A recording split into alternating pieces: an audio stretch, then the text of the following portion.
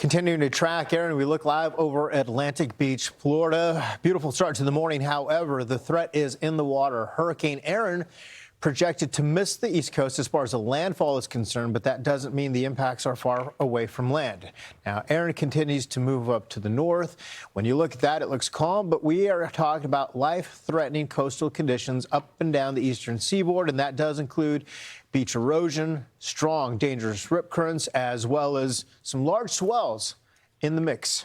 Fox Weather Correspondent Katie Byrne joins us from Jacksonville Beach, Florida. Katie, we're talking huge waves, beach erosion, deadly rip currents, everything you do not want to hear when you're trying to soak in the sun in the Sunshine State. Good morning. Good morning. Yeah, some people are trying to do just that. I just spoke to one vacationer who just got here yesterday and is expecting to not be able to get in the water for the entire duration of their trip. So people are pivoting those plans if they are here already. But you guys mentioned what we're talking about here. No direct winds or rain so much, but we've got those big waves and dangerous rip currents really impacting us for most of the week. Some surfers, we can see them trying to get in on the action here. You might not even be able to make them out. They look like ants out there. That's how far out they are. But you can see those white caps and the waves in the distance. We have some offshore buoys nearby. Not clocking anything too big just yet, waves between 3 to 4 feet high, but it's possible to see waves up to 9 feet high today. And then we've got these rip current advisories not only impacting us, but all the way up through Montauk. But we know things really start here in Florida, so that's why we're here first, and then moving up the coast. What you'll notice on the beach, a bit breezier than a typical day, but we know it's going to get hot too, with feels like temperatures reaching triple digits.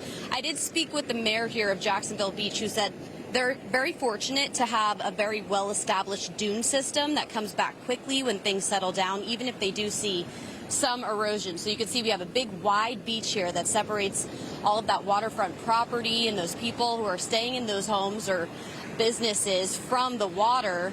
And you could see people on the beach too. We know that the lifeguards are expected here around 9 o'clock this morning. They also have a flag system, so we'll see if they put up those red flags to warn swimmers not to get into the water. That's likely while we have advisories impacting the region. So we have seen the Jax Beach lifeguards post on social media accounts and things like that, that while it doesn't look so bad, it can be deceiving once you get in the water. Those rip currents, you can't always spot them, especially when you're in the water. They can maybe see them from their chairs, but in the water, those things bubble up really quick, and they can sweep even the best swimmers out to sea.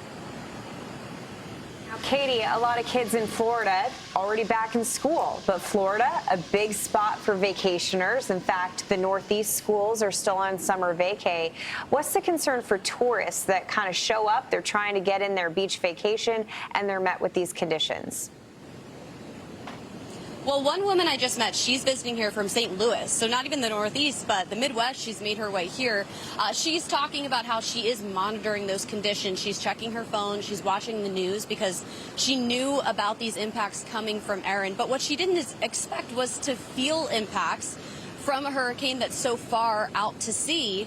That was one thing that she didn't expect once she arrived. So that's, I guess, the hope when you hear from vacationers, that they are paying attention to the news that's out there. But I'm seeing in the distance here, actually, if I can turn the camera around, there is someone getting into the water. She does look like she's with a group, which is good, but you know, the lifeguards aren't out here yet. You really don't want to get into the water, especially when they're not here, and I'm sure they're going to tell us once we get into the day that it's not safe to get in anywhere past your knees.